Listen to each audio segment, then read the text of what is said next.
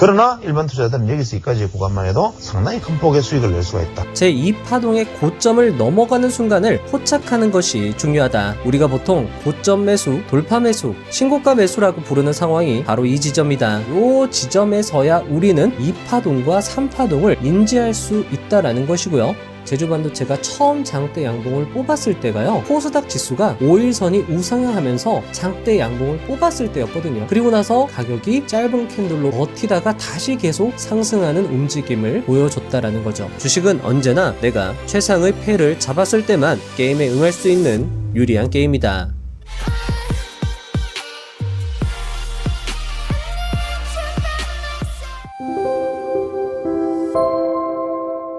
한국 주식 투자 1대 고수, 한국의 앙드레 코스톨라니, 2000년대의 최고의 지성, 모두 시골의사 박경철 투자자를 지칭하는 말입니다. 그는 2000년 초반 왕성하게 활동했던 주식 투자 전문가입니다. 당시 인기 프로그램이었던 무릎팍도사에도 출연한 것을 보면 그의 인기와 유명세는 대단했다고 볼 수 있습니다. 보통 세월이 크게 지나면 한물 같다 라는 표현을 쓰기도 합니다. 하지만 그의 통찰과 지혜는 10년이 훌쩍 넘은 지금도 유효하게 유지되고 있습니다. 유튜브에 그의 이름을 검색해보면 그의 강연을 많은 사람들이 듣고 있으며 저 역시 오래전 그의 강연을 일일이 찾아 재밌게 듣곤 했습니다. 그런데 의외로 그의 책을 리뷰하는 영상은 찾아보기 힘들었습니다. 강연이 너무 좋아서 책을 읽을 생각을 못했을지도 모르겠고, 또는 너무 오래된 책이라 진부한 이야기를 늘어놓지는 않을까라는 염려 또한 있었을지도 모르겠습니다. 8천억 자산가 김승호 회장님은 TV, 인터넷, 강연, 토론 등 그 어떤 것보다 책이 더 낫다고 말했고, 이 책 역시 그랬습니다. 이 책을 읽게 되면 기이한 경험을 겪게 됩니다. 오래되었음에도 전혀 진부하지 않고 되려 새롭다는 것인데요. 분명히 알고 있는 지식에 대해 설명하고 있음에도 색다른 관점에서 재밌게 설명하여 새로운 깨달음을 얻게 한다는 것이 이 책의 큰 장점이라 생각합니다. 특히 기술적 분석과 기본적 분석을 본질적으로 비교하면서 개인 투자자에게 가장 유리한 투자법을 제시하는 내용, 흔히 말하는 주도주 투자에 대한 그의 독특한 식견과 주식 투자에서 승리하기 위한 본질적 방법, 이동평균선, 엘리어트 파동 이론을 통해 배우는 기술적 분석 내용은 이 책의 백미라 할 수 있을 것이며 오늘 영상의 하이라이트가 될 것이라 생각됩니다. 저자는 자신이 책을 쓴 이후부터 이야기를 시작하는데요. 찬찬히 그의 이야기를 함께 음미하였으면 좋겠습니다.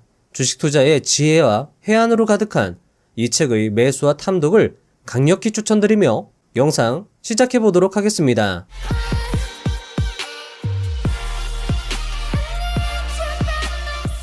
1. 책을 쓴 이유. IMF 이후 은행은 문을 닫고 알짜 기업은 외국 자본에 헐값으로 팔려나갔다. 그리고 그곳에서 근무하던 근로자들은 길거리에 나앉았다. 그들은 몇 푼의 퇴직금으로 자영업을 시작하거나 전업투자자가 되어 주식시장에 들어왔다. 당시 벤처기업 육성 정책에 따른 코스닥 시장의 붐이 한창이었다. 하지만 머지않아 거품은 붕괴되었다. 9시 뉴스에는 주가 폭락을 비관한 투자자들의 자살 소식이 연일 보도되었다.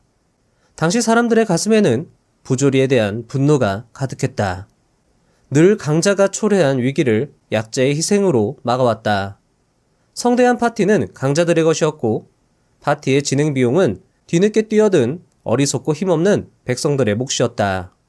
그래서 내 작은 경험을 바탕으로 주식시장을 돌아보고 아무것도 모르고 뒤를 따라오는 사람들의 길잡이가 되고자 하는 바람에 책을 쓰기 시작했다. 2. 굉장히 유리한 게임, 주식 투자. 간혹 사람들은 주식 투자를 도박에 비유하며 굉장히 위험하고 패가 망신하는 지름길이라고 말을 합니다.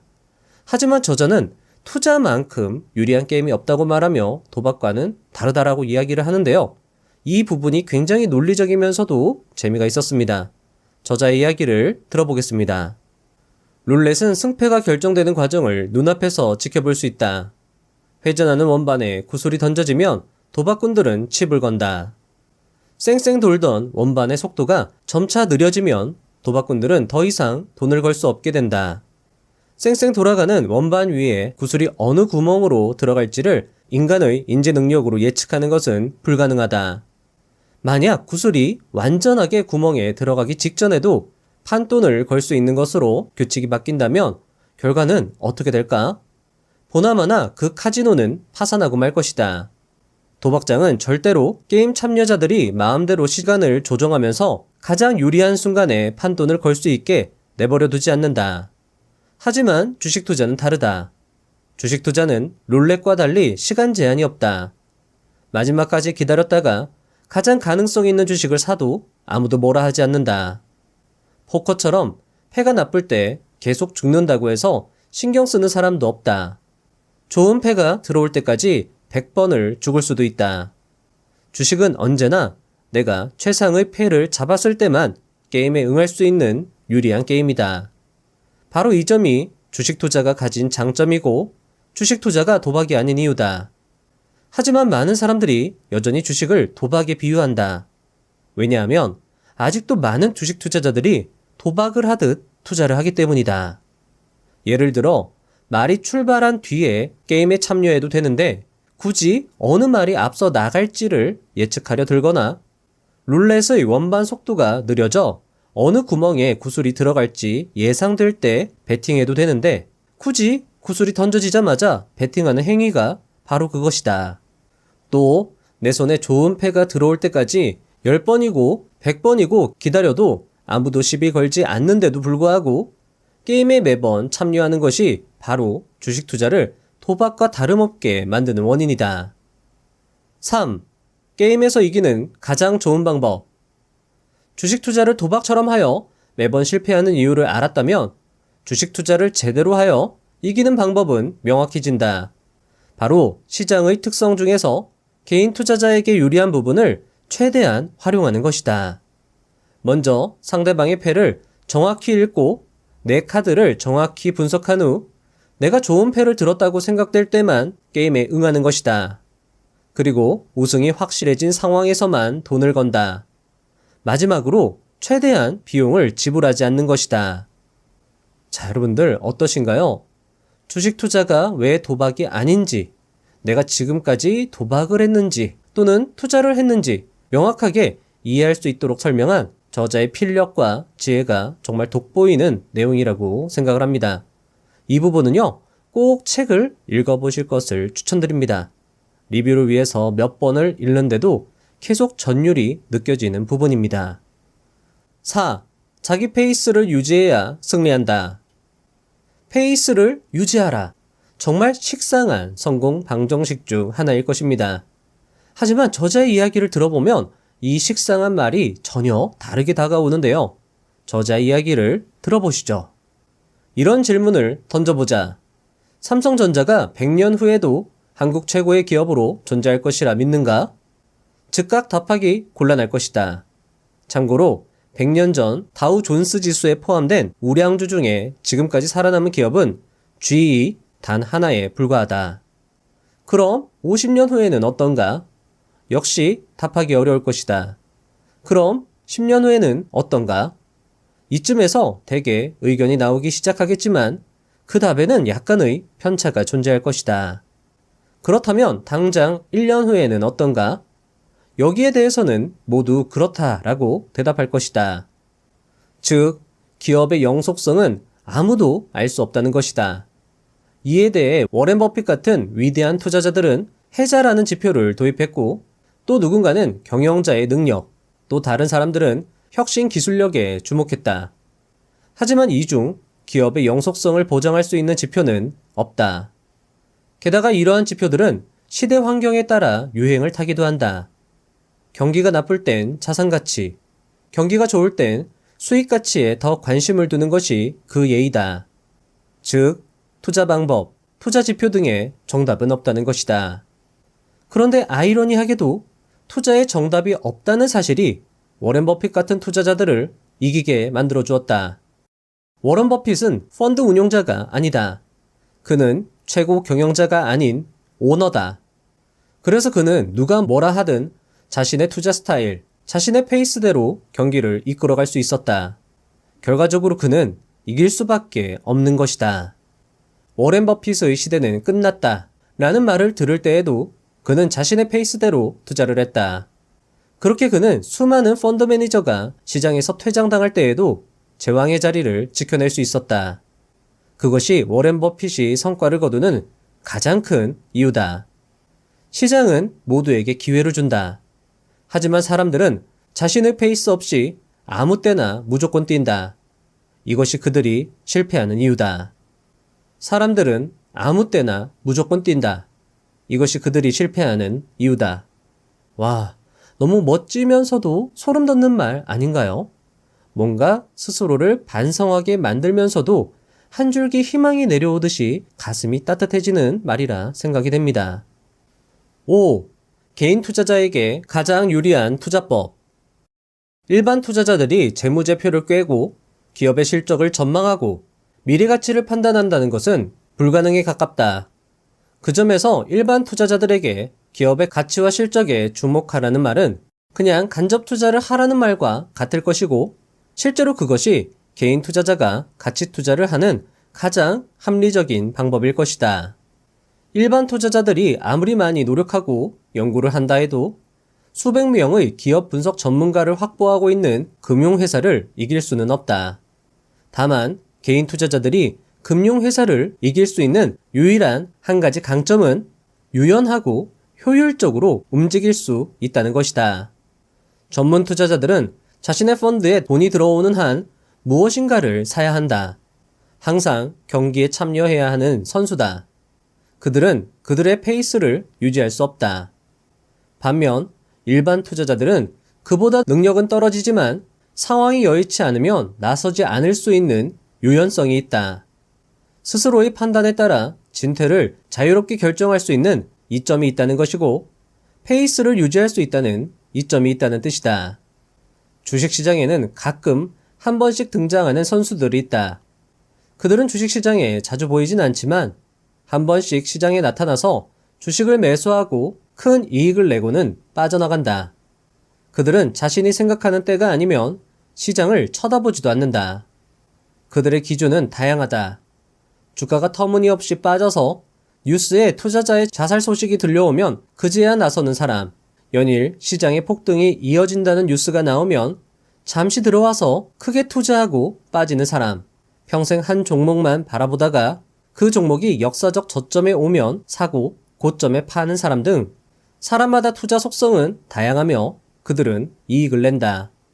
일반 투자자의 유리한 점을 100분 활용하고 있기 때문이다. 하지만 보통 개인 투자자들은 이런 식으로 투자하기가 현실적으로 어렵다. 자산은 적고 경우에 따라서는 그것을 몇 년씩 그냥 던져두어야 하는데 그 돈이 당장 필요한 일이 없는 사람은 드물기 때문이다. 그래서 이들이 선택할 수 있는 투자법은 모멘텀 투자다. 6. 최선의 선택, 모멘텀 투자. 모멘텀 투자란 지극히 단순하다. 상승하는 주가에 올라타는 투자를 말한다. 시장이 내달리고 주도주가 서슴없이 치고 나갈 때 그냥 주도주에 가세하는 것이다. 주도주란 이미 올라버린 주식을 가리킨다. 그것도 다른 주식에 비해 제일 먼저 가장 많이 오른 주식이다. 하지만 실제로 주도주를 제대로 고른 후 상승하는 말에 올라타는 것은 결코 쉬운 일이 아니다. 그럼에도 모멘텀 투자가 일반 투자자들이 할 수 있는 가장 효율적인 수단임에는 분명하다. 왜냐하면 가치투자법으로 기업의 내재 가치를 들여다보는 것은 개인 투자자에겐 거의 불가능에 가깝지만 주가가 상승하는 것은 그 누구라도 명백히 볼 수 있기 때문이다. 저자는 모멘텀 투자, 주도주 투자가 개인 투자자에게 가장 효율적이라고 주장하고 있습니다. 물론 저자의 설명이 논리적이면서도 이해하기 쉽다는 점에서 좋지만 글쎄요, 주도주 투자, 조금 식상하게 들리기도 합니다. 하지만 저자는 시골의사 박경철입니다.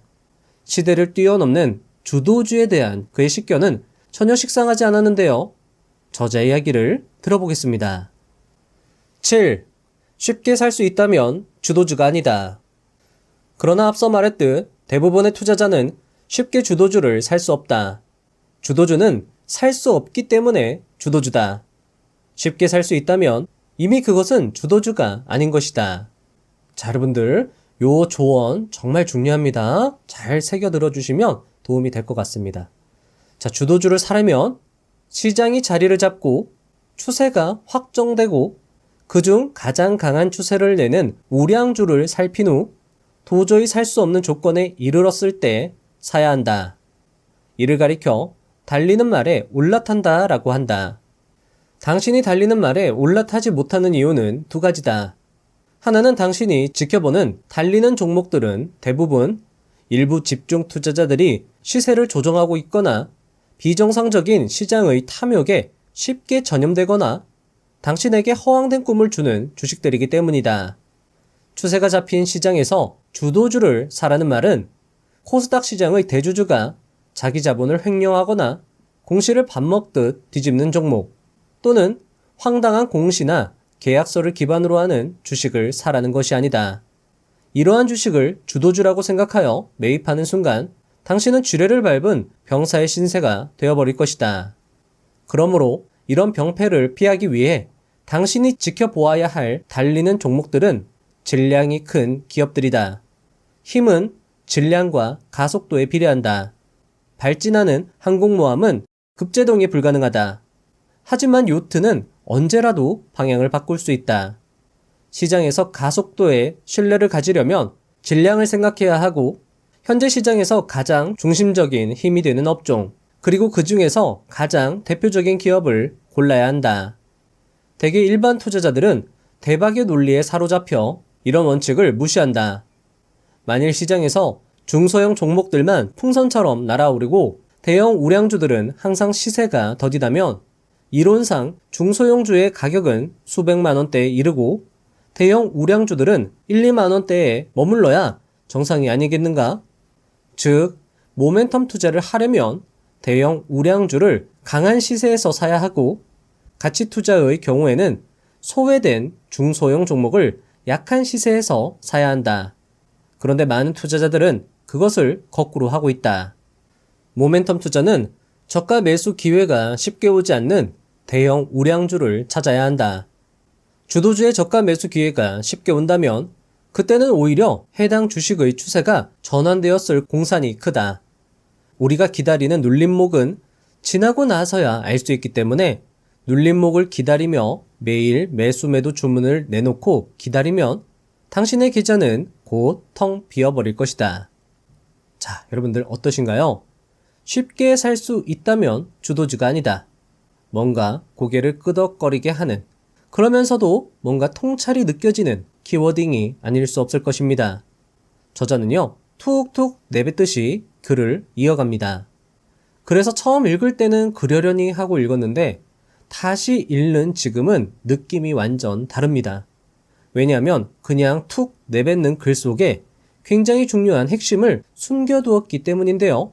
다시 한번 그의 이야기를 6개의 포인트로 요약 정리해서 말씀드리면 다음과 같습니다. 자, 주도주를 사려면 첫째, 시장이 자리를 잡고 둘째, 추세가 확정되고 셋째, 그중 가장 강한 추세를 내는 우량주를 살핀 후 넷째, 도저히 살 수 없는 조건에 이르렀을 때 사야 한다. 다섯째, 시장의 가속도에 신뢰를 가지려면 질량을 생각해야 하고 여섯째, 현재 시장에서 가장 중심적인 힘이 되는 업종 그리고 그 중에서 가장 대표적인 기업을 골라야 한다. 자, 그리고 이 네 번째, 도저히 살 수 없는 조건에 이르렀을 때 사야 한다. 요거는요, 뒤에서 저자가 엘리어트 파동을 설명을 하는데 그 엘리어트 파동 설명을 들으시면 요 네 번째 조건이 이해가 되실 겁니다. 자, 사실 주도주 투자는요, 지금 출간되는 책들에서도 굉장히 중요하게 다뤄지는 주제이며 저자의 6가지 조언은 주도주에 대해서 고민이 많은 여러분들에게 굉장히 큰 울림으로 또는 어떤 깨달음을 얻게 해주는 큰 힌트로 다가갈 수 있을 거라 생각을 합니다. 책에는요, 주도주 투자와 관련하여 더 자세한 이야기가 수록이 되어 있습니다. 책을 통해서 저자의 이야기를 직접 들어보시는 것을 적극 추천드립니다. 돈으로 살 수 없는 깨달음의 전율과 짜릿함을 느끼실 수 있을 거라 생각을 합니다. 자, 조금만 제가 부연을 드리면은요. 사실 이 주도주라는 특징을 최근에 가장 잘 보여준 종목이 제주반도체라고 생각을 해볼 수 있는데요. 자, 제주반도체가 언제 장대 양봉을 뽑았냐면은요. 시장이 자리를 잡았을 때였습니다. 자, 그럼 시장이 언제 자리를 잡았느냐? 제주반도체의 사례를 보면서 간략하게 설명을 드리면 제주반도체가 처음 장대 양봉을 뽑았을 때가요. 코스닥 지수가 5일선이 우상향하면서 장대 양봉, 코스닥 지수 캔들 장대 양봉을 뽑았을 때였거든요. 자, 그때를 우리가 시장이 이제 5일선으로 반등을 도모하면서 자리를 잡았구나. 그리고 나서 제주반도체의 추세가 확정이 언제 되었느냐? 계속 연일 상승을 했습니다. 크게 빠지지도 않았고요. 장대 양봉을 뽑은 그 자리에서 가격이 짧은 캔들로 버티다가 다시 계속 상승하는 움직임을 보여줬다라는 거죠. 제주반도체는 반도체 보시면은요. 시장에서 가장 중심적인 힘이 되는 업종 바로 반도체였고요.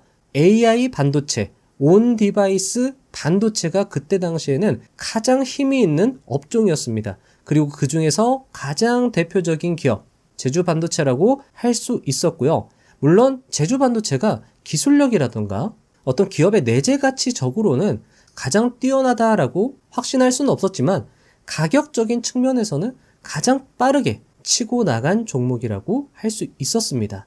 자, 그리고요. 제주반도체 같은 경우에는요. 시가총액이 그렇게 작지는 않았다라는 거죠. 물론 그렇게 크지도 않았지만 그렇게 작지도 않았다. 자, 그렇다라는 건 시가총액이 레인보우 로보틱스나 루닛이나 이런 종목들을 봤을 때 대략 3천억에서 5천억 그 사이 또는 6천억에서 7천억까지 그 정도 사이 기업이 될 수 있다는 거죠. 그 정도 기업이면 아무래도 가속도의 신뢰를 가질 수 있는 질량을 가지고 있는 종목들이다라고 생각을 할 수 있을 것 같습니다. 자, 물론 제가 말씀드린 예시는 그냥 여러분들 참고하라고 또는 요 6가지 내용을 조금 더 쉽게 이해했으면 하는 바람에서 말씀을 드렸고요.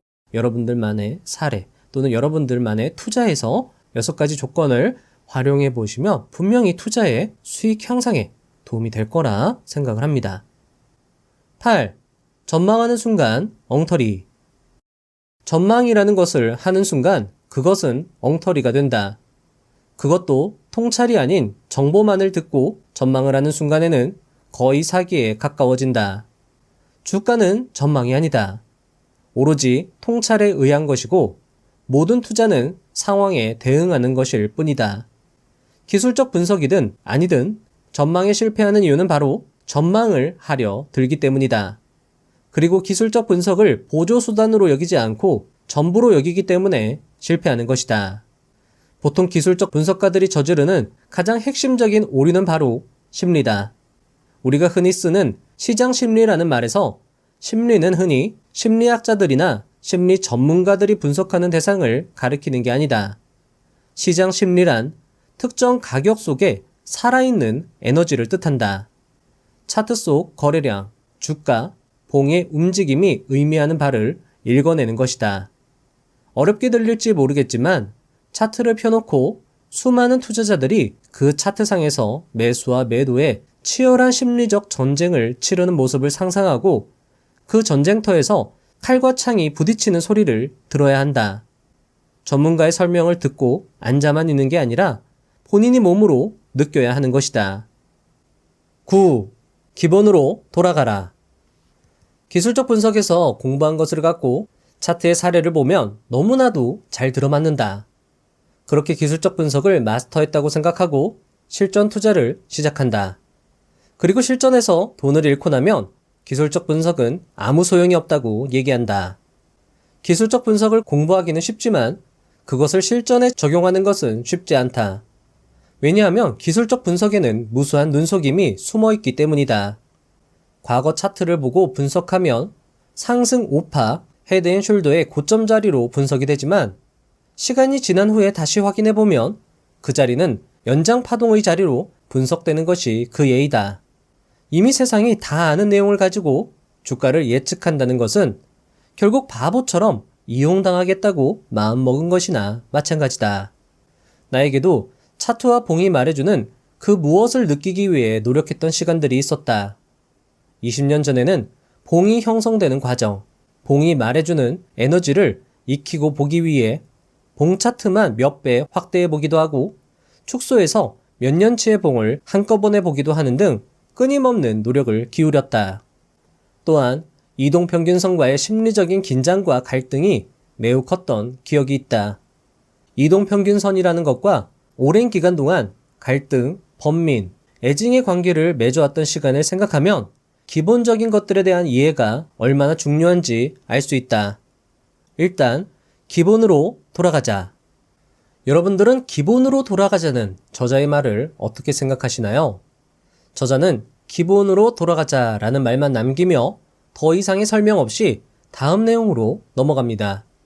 좀 더 기본적인 것이 무엇인지 설명해 주었으면 하는 아쉬움이 있지만 그것에 대하여 생각할 여유를 독자들에게 주었다는 점에서 저자의 배려와 지혜를 다시금 느낄 수 있는 것 같습니다. 기본적 분석의 기본이란 무엇일까요? 잠시 이것에 대해서 생각에 잠기시는 것도 좋을 것 같습니다. 그리고 저와 이것에 대해서 생각을 비교해 보는 것도 의미 있는 시간이라고 생각합니다. 기본적 분석의 기본, 근간을 잘 설명한 책은 기본적 분석의 경전이라 불리는 존 제이 머피의 금융시장의 기술적 분석일 것입니다. 그리고 이 경전에는 이렇게 쓰여져 있습니다. 기술적 분석의 근간은 추세이며 가격의 움직임은 추세를 따른다는 것을 기본으로 하고 있다. 추세란 개념은 기술적 접근에 있어서 필수적이다. 추세란 계속 유지하려는 경향을 뜻한다. 시장의 가격 움직임을 차트로 나타내는 목적은 그러한 추세의 방향으로 거래하기 위함이다. 그리고 추세 발전의 초기 단계에서 투자하려는 것이 주 목적이라 할 수 있다. 추세란 뉴턴의 제1 운동법칙에서 빌린 것이다. 뉴턴의 논리를 달리 표현하면 어떤 추세는 전환하기까지 같은 방향으로 계속 움직이려 한다가 된다. 그리고 이 추세는 거의 순환적으로 반복된다는 것이 기술적 분석의 근간이다. 자, 여러분들, 이것을 실용적인 한 문장으로 정리하면 추세를 따르라가 될 것입니다. 상승하는 추세란 저점과 고점이 높아지는 가격의 움직임이며 하락하는 추세란 저점과 고점이 낮아지는 가격의 움직임입니다. 따라서 추세를 따르는 것은 저점과 고점이 높아지는 가격의 움직임에서 매수하고 저점과 고점이 낮아지는 가격의 움직임에서는 매도하라 라고 다시 정리할 수 있을 것입니다. 그리고 상승하는 추세의 저점에 수평선을 하나 그으면 그 선은 지지선이 될 것이고 고점에 수평선을 하나 그으면 그 선은 저항선이 될 것입니다. 따라서 저점에서 반등하는 지점 또는 고점을 돌파하는 지점에서 매수하는 것이 추세를 따라 매수하는 것이며 저점 반등과 고점 돌파를 실패했을 경우 상승 추세의 실패를 보고 관망하며 되려 가격이 저점을 깨고 내려가면 하락 추세의 시작으로 보고 매도하는 것이 추세를 따라 매도하는 것이라 할 수 있을 것입니다. 물론 투자에는 정답이 없으며 심사숙고한 여러분들의 생각이 저는 더 정답이라고 생각을 합니다.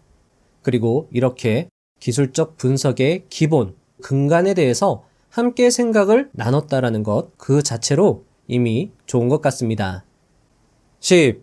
이동평균선은 주가 예측의 도구인가? 이제부터 본격적으로 저자의 기술적 분석에 대한 이론 설명이 이어지는데요. 여타의 책과는 다른 관점으로 바라보는 그의 시각이 신선했습니다. 십수년 전의 책에서 신선함을 느낄 수 있다는 것이 참 아이러니하면서도 좋았습니다. 저자의 이야기를 들어보시죠. 다음 질문에 대한 답을 해보자. 이동평균선은 주가의 향방을 예측하는 데 도움이 되는가? 이동평균선은 추세를 예측할 수 있는 도구인가? 이동평균선은 매수 매도의 기준이 될 수 있는가? 물론 이에 대한 답은 모두 아니오다. 이동평균선을 분석해서 매매 시점이나 주가의 향방을 예측하려는 모든 시도들은 어리석다 할 수 있다. 이동평균선은 강우량과 같다. 지금까지 비가 오지 않았다는 이유로 내일 비 올 확률이 높아지는 것이 아니다. 동전 던지기를 해서 앞면이 11번 나왔다고 해서 12번째에는 뒷면이 나올 것이라 생각하고 베팅하는 것은 어리석은 일이듯 이동평균선은 주가 예측의 기준선이 될 수 없다. 다만 이동평균선은 주식 투자의 기술적 분석에서 다른 무엇보다 중요한 도구다라는 말은 맞다. 이동평균선은 현재까지의 시세를 보여주는 바로미터다. 하지만 그것이 이 순간 이후에 주가에 미치는 영향은 눈꼽만큼도 없다. 이동평균선을 잘 이용하고 반죽하면 우리는 대응의 기준을 마련할 수 있다. 즉, 이동평균선은 대응의 기준이지 예측의 기준이 아니다 라는 사실을 명심하고 이야기를 시작하자. 11. 이동평균선의 활용. 먼저 이동평균선의 가장 큰 기능은 등락하는 가격의 혼란스러운 움직임을 단순화해서 추세를 쉽게 보여준다는 것이다. 만일 5일선은 상승, 20일선은 크게 하락, 200일선은 상승하고 있다면 어떨까? 장기적으로는 아직 무너진 시세가 아니지만 중기적으로는 크게 무너졌고 단기적으로 반등을 모색 중이라는 답이 나온다. 즉, 단기적으로 주가가 많이 무너지긴 했지만 그래도 아직은 장기 상승 중에 있다는 의미다. 이는 이동평균 없이는 도저히 내리기 어려운 결론이다. 다음은 배열도를 활용하는 것이다. 보통 정배열이면 주가 상승이라 많이들 생각하는데 이평선을 주가 예측 공식으로 사용해서는 안 된다. 달도 차면 기우는 법이다. 보통 241선이나 481선까지 완전 정배열이 되면 되려 주가는 한계에 봉착한다. 하지만 투자자가 가장 안심할 수 있는 단계는, 자 여러분들 요 말이 중요할 수 있습니다. 투자자가 가장 안심할 수 있는 단계입니다. 장기선이 상향하는 가운데 단기, 중기선들이 그 위에서 계속 상승하며 점차 그 거리를 넓히기 시작하는 국면이라고 할 수 있다. 점차 그 거리를 넓히기 시작하는 국면, 요 말이 포인트겠죠. 그리고 요 말이 아무래도 앞에서 설명하고 있는 추세의 시작점 또는 도저히 잡을 수 없는 그 지점이라고도 볼 수 있겠죠. 물론 하락 시에는 그 반대다. 하지만 배열도를 이용하는 결정적인 방법은 업종 간 비교를 하는 것이다. 특정 종목이나 업종이 먼저 상승하면서 완전 정배열 상태로 진입하면 그 업종이 주도주가 된다. 이때 다음에 다른 업종이 시차를 두고 같은 상황으로 진입하면 후발주가 된다. 보통 전면적인 대세 상승에서는 주도주와 후발주가 앞서거니 뒤서거니 하면서 시세를 분출하지만 주도주가 완전 정배열로 들지 못한 상태에서 후발주를 미리 고르면 치명상을 입게 된다. 하지만 이렇게 완전 정배열로 가는 업종들이 등장하는 장세는 대세 상승장이므로 후발주에게도 같은 기회가 온다. 안정적인 순환매에 동참하기에는 적격인 투자 방법이다. 12. 자, 이 부분이 중요합니다. 아무래도 시골의사 박경철 님이 설명하는 이 파동 이론이 사람들에게 많이 인기가 있고, 인기 있는 이유는 아무래도 설명을 잘했기 때문에 라고 볼 수 있거든요. 이 부분이 여러분들에게 도움이 되었으면 합니다. 이 장에서는 일부 기술적 분석가들의 영역으로 치부되었던 파동론이 실제 필요한 것인지, 아니면 접신무당의 내림구처럼 세상을 현혹하는 것인지를 살펴볼 생각이다. 결론부터 말하자면 파동 이론은 미래를 예측하는 데는 전혀 쓸모가 없지만 과거를 설명하는 데는 더없이 좋은 도구다. 그런데도 굳이 이 책에서 파동 이론을 소개하는 것은 그것을 주가 예측보다 시장의 속성을 이해하는 도구로 사용하면 아주 좋은 공부가 되기 때문이다. 엘리어트 파동은 크게 상승파와 하락파로 나눌 수 있다. 그리고 상승파는 다시 5개의 파동으로 구성되고 하락파는 3개의 파동으로 구성된다. 이것이 엘리어트 파동의 핵심이다.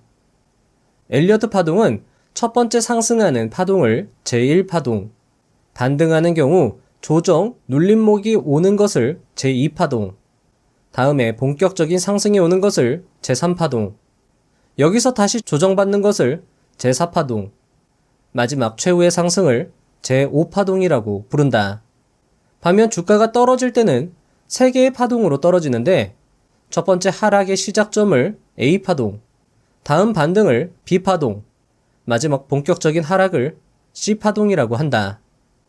13. 상승 5파. 제1파동은 주가가 하락하는 가운데 반등을 시작하는 최초의 움직임이다.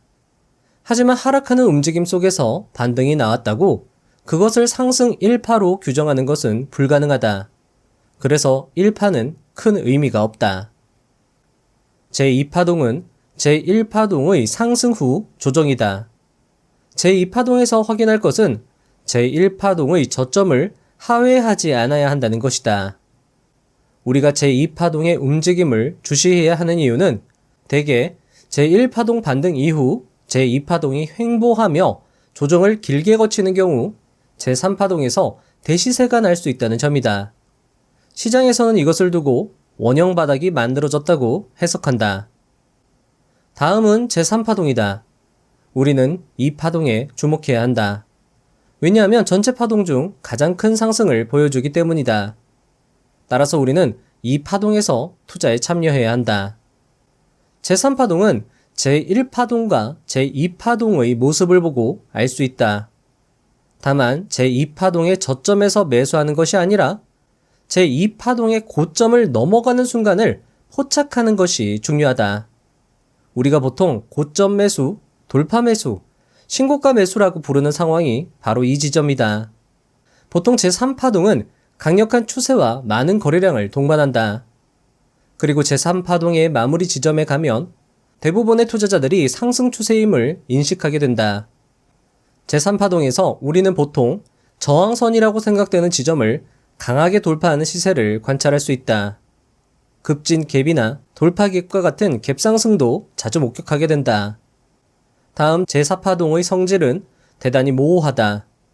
왜냐하면 제4파동은 종종 대세 하락으로 여겨지기도 하고 제3파동의 연장으로 보이기도 하기 때문이다. 더구나 제4파동의 발생을 인지하기란 대단히 어렵다. 시간이 지나서 과거 주가를 되돌아보면 그제서야 제4파동을 알아보고 그 다음 상황이 이해되는 경우가 많다. 다만 기억해두면 좋은 것은 제4파동은 제1파동의 고점을 침범해서는 안 된다는 것이다. 다음은 제5파동이다. 제5파동은 굉장히 매력적이다. 왜냐하면 제5파동은 대개 제3파동보다 짧지만 경우에 따라서는 제3파동과 비슷하거나 더 큰 경우도 있기 때문이다. 이때 제5파동에서는 쐐기형 패턴을 숙지할 필요가 있다. 왜냐하면 쐐기형 패턴은 자주 나타나지는 않지만 우리가 감지할 수 있는 몇 안 되는 패턴이기 때문이다. 제5파동에서 쐐기형으로 잔잔하게 상승하는 추세를 보여주다가 갑자기 변동성이 커진다면 그것은 상승의 종말로 보는 것이 적절하다. 많은 사람들이 제5파동에서 크게 급락 후 다시 고점 부근까지 주가가 회복되면 다시 연장파동의 시작이라는 착각을 하기 쉬운데 이는 시세의 마지막을 의미하는 불꽃일 뿐이다. 자, 다시 한번 이 상승 우파에 대해서 설명을 드려보겠습니다. 한번 정리를 해보시죠. 자, 일단 1파는요, 의미가 없습니다. 왜냐하면 하락하다가 이렇게 반등하더라도 이게 1파인지 인지를 할 수 없거든요. 따라서 우리가 상승 추세의 전환이라고 확인할 수 있는 건 이 2파 조정이 발생했을 때 이 저점이 여기 저점을 위로 올라타야 된다라는 거죠. 자, 이것은 앞에서 말씀드린 추세의 움직임, 상승 추세는 저점이 높아져야 된다와도 연결되는 이론이라고 볼 수 있습니다.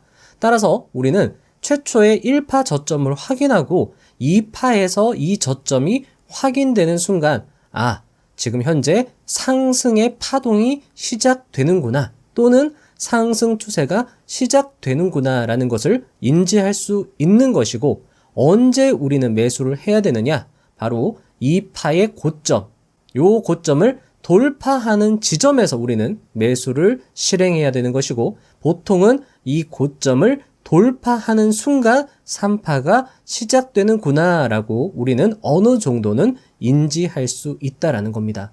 자, 그런데요, 사실은 1파와 2파는요, 뒤에도 제가 설명을 드리겠지만 의외로 중요하지 않습니다. 왜냐하면 아무리 1파와 2파가 확인이 됐다 하더라도 2파의 이 역사적 고점이라고 할 수 있는데요. 자, 2파는 앞에서도 말씀드렸던 것처럼 굉장히 긴 시간 옆으로 횡보할 수 있습니다. 둥근 원형 바닥을 만든다라고 이야기를 하잖아요. 따라서 2파가 언제까지 지속이 될지는 사실은 아무도 모릅니다. 하지만 이 2파가 계속 등락을 하면서 만들어낸 역사적 고점 라인이 있을 거예요. 그 지점을 강력하게 거래대금과 장대 양봉으로 돌파를 해준다면 그때서야 우리는 지금 1파와 2파가 발생이 됐고 지금 현재 3파로 넘어가고 있구나라는 것을 인지할 수 있다는 거죠. 따라서 중요한 것은 바로 이 고점을 돌파하는 지점이다라고 말씀을 드릴 수 있는 것이고 그것이 바로 신고가 돌파라는 겁니다. 그래서 많은 투자 고수와 실전 고수들은 이 신고가 돌파를 굉장히 중요하게 여겼다라는 것이죠. 자, 그리고 4파와 5파입니다. 사실 3파가 끝나고 이 4파와 5파를 구분해낼 수 있는 명확한 방법은 굉장히 애매합니다.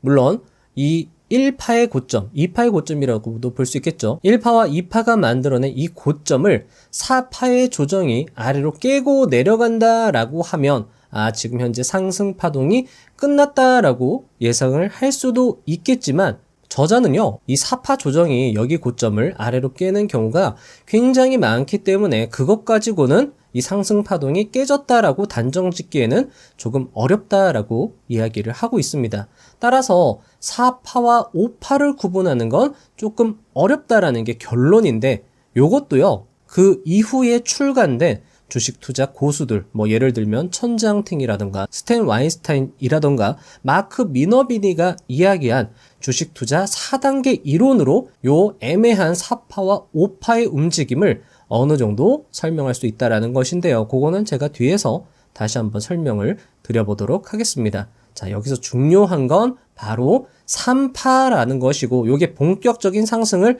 알리는 것이고 그것은 2파가 만들어내는 역사적 정고점을 상방으로 돌파하는 지점에서 시작을 한다. 그 지점이야말로 우리는 매수하기가 굉장히 어려운 지점이다.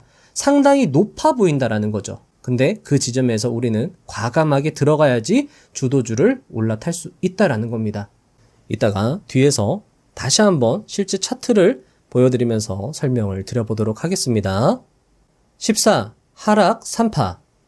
제5파동 이후 처음으로 조정 국면이 닥치는 A파동에서 대개의 투자자들은 그것이 조정 파동임을 인지하지 못한다. 이 시기에 주식시장에서는 주도주들이 급등락을 하지만 하락하더라도 곧 주가가 회복하고 그동안 오르지 못했던 후발군들이 시세를 보인다. 특히 중소형주들이 강세를 보이므로 하락장이라는 인식을 못하는 경우가 많다. 그동안의 상승 과정에서 하락은 곧 반등이라는 등식이 성립되어 온 탓이다. 또한 투자자들의 주의력은 현저히 낮아지고 하락 가능성을 부정하기도 한다. 조정 B파동은 A파동의 조정 이후 기술적 반등을 이루는 파동이다. 이때는 직전 상승 국면에 비해서 거래량이 현저히 줄어들고 변동성이 지금까지의 상승과는 달리 눈에 띄게 심해진다는 점에서 주의해야 한다. 대부분의 전문 투자자들은 이 시기에 시장의 결이 달라졌음을 느끼고 경계심을 가진다. 특히 조정 B파동이 상승 제5파동의 고점을 넘기는 반등을 이룰 경우 이후에 하락 C파동은 무시무시한 모습으로 나타날 수 있으므로 세심한 주의를 기울여야 한다. 조정 C파동은 우리가 시장에서 만나는 파동 중 가장 강력한 파동이다. A파동이나 B파동의 반등에서 물량을 매도하지 못한 투자자들이 이 시기가 닥치면 손쓸 겨를도 없이 손실을 입는다. 개장과 동시에 갭이 하락하는 사태가 빈번하게 발생하고 반등 시에는 물량을 축소하려고 해도 기회를 주지 않는다. 조정의 폭은 A파동의 1.6배, 크게는 2.6배라고 하지만 사실 그 부분은 별 의미가 없다. 기술적으로 보면 그동안 제1파동에서 제5파동까지 상승한 폭의 거의 65%에서 70%까지 조정하는 경우도 있지만 보통은 상승분의 절반 정도까지 하락하는 경우가 많다. 장기 강세 국면에서 중기 조정으로는 약 3분의 1 수준의 조정을 보이기도 한다. 자, 여러분들, 저자는 엘리어트 파동 이론이 공부에는 좋지만 헤아릴 수 없는 수많은 변수가 존재하므로 단점이 명확하다고 말하고 있습니다. 하지만 엘리어트 파동 이론은 앞서 언급한 추세라는 개념과 천장팅, 스탠 와인스타인, 마크 미너비니가 강조한 주식 투자 4단계 이론과 비교해서 보면은요, 좀 더 명확하게 이해할 수 있는 부분이 있습니다. 자, 사실 이 상승 파동의 1, 2, 3파는요, 그냥 상승 추세의 움직임 정도로 우리는 해석할 수 있습니다. 저점이 높아지고 고점이 높아지고 이 저점을 돌파하는 움직임. 이 고점을 돌파하는 순간 고점이 높아지는 게 확정되므로 그것을 우리는 상승 추세라고 인지할 수 있다는 것이죠. 자, 다만 2파 조정이 길게 횡보한 후 그 2파 조정의 역사적 고점을 뚫으면 제가 이 차트를 보여드릴게요.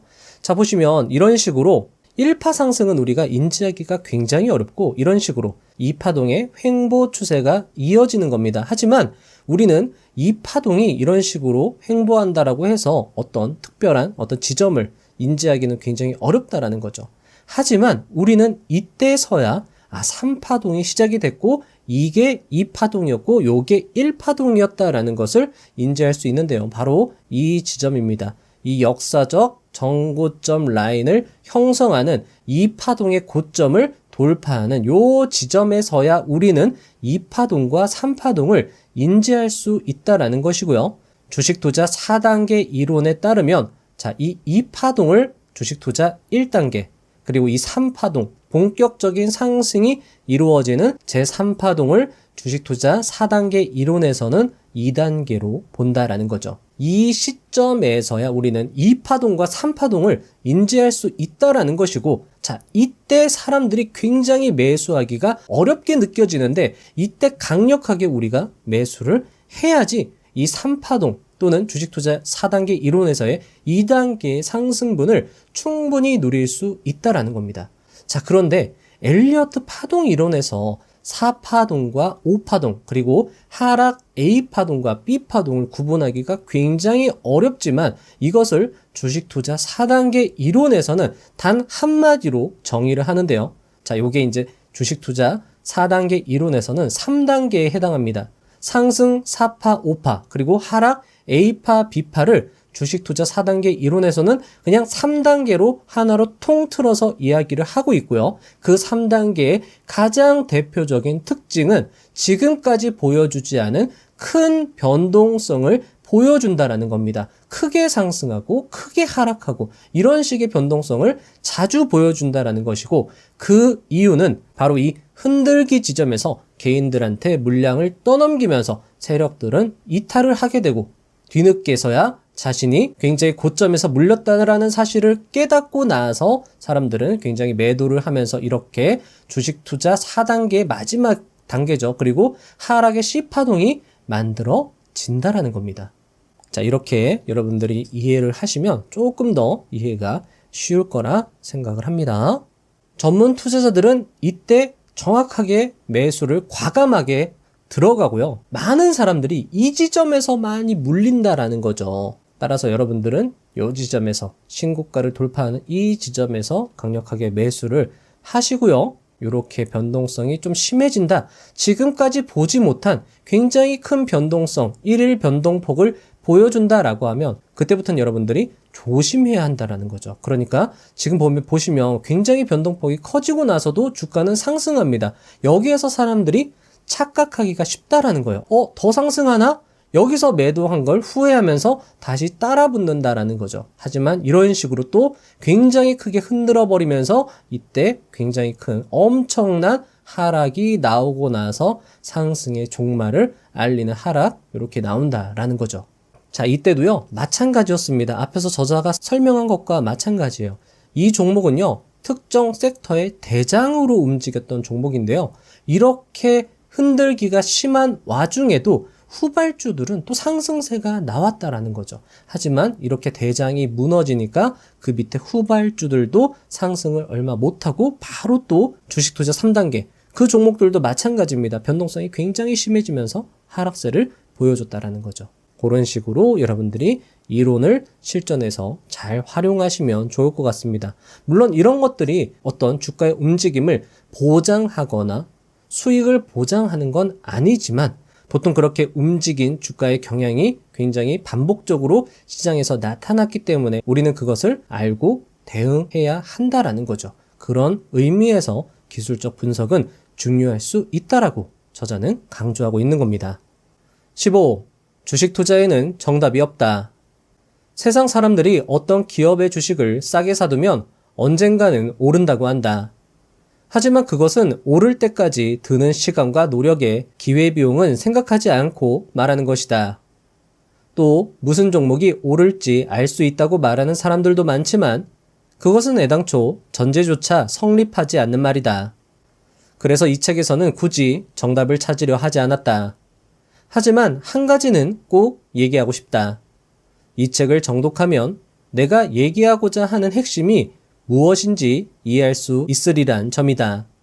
특히 그 핵심은 기술적 분석과 기본적 분석의 교집합으로 만들어지는 부분이고 그 부분만큼은 정말 독자들이 이해했으면 하는 것이 나의 욕심이다. 그리고 핵심을 이해했다면 비로소 여러분들은 주식 투자를 제대로 시작할 수 있는 것이다. 16. 잘 모르겠지만 한 가지 확실한 것. 나름대로 꽤 오랫동안 시장을 공부해왔다고 생각하는데 솔직히 아직도 시장을 잘 모르겠다. 시장은 그 모습을 드러낼 듯 하다가 숨어버리고 흔적이라도 남길 듯 하다가 그대로 사라져버리곤 한다. 때로는 천사의 모습으로, 때로는 악마의 모습으로 나타난다. 그래서 책을 쓰는 내내 시장은 이런 것이다 라고 설명할 도리가 없음이 안타까웠고 특히 이 권의 원고를 쓰면서 더더욱 그랬다. 하지만 한 가지 확실한 것이 있다. 그것은 지금 우리가 겪은 작은 실패의 경험들은 미래의 완성과 성공의 큰 걸음이 될 것이라는 것이다. 마이클 조던은 이렇게 말했다. 나는 선수 생활을 하는 동안 통상 9,000개 이상의 슛을 실패했고 거의 300게임을 졌다. 또 모두들 내가 결승골을 넣은 것으로 믿었지만 내가 넣지 못해 진 것만도 26번이나 된다. 내 삶에서 실패는 반복되었다. 바로 그런 실패들이 나를 성공으로 이끌었다.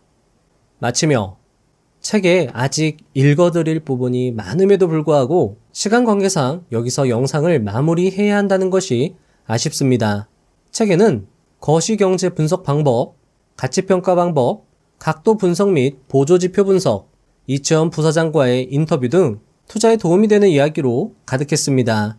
특히 시간 관계상 설명드리지 못한 거시경제 분석 방법, 각도 분석법, 이채원 부사장과의 인터뷰는 내용이 정말 좋았습니다. 꼭 책으로 읽어보시면 좋겠습니다. 책에서 잠깐 언급되었던 전설적 농구선수 마이클 조던은 불가능을 가능으로 바꾸는 힘에 대하여 이렇게 말합니다. 열정은 정말 놀라운 것입니다. 무언가를 사랑한다면, 무언가에 대한 강한 열정이 있다면, 그것을 이해하거나 얻기 위해 극단적으로 노력할 것입니다. 얻기 위해 걸어야 한다면 걸어가서 얻겠죠. 누군가에게 구걸해야 한다면 가서 구걸하겠죠.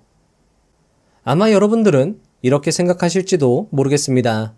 나에게 그런 열정이 있나? 나에게 불가능을 가능으로 바꿀 만한 열정이 있나? 나는 주식 투자를 사랑하는가? 그 질문에 저는 이렇게 대답드리고 싶습니다. 여러분들에겐 열정이 있습니다. 불가능을 가능으로 바꿀 만한 열정이죠. 여러분이 주식 투자를 사랑하냐고요? 그럼요. 여러분들은 주식 투자를 사랑하고 있습니다.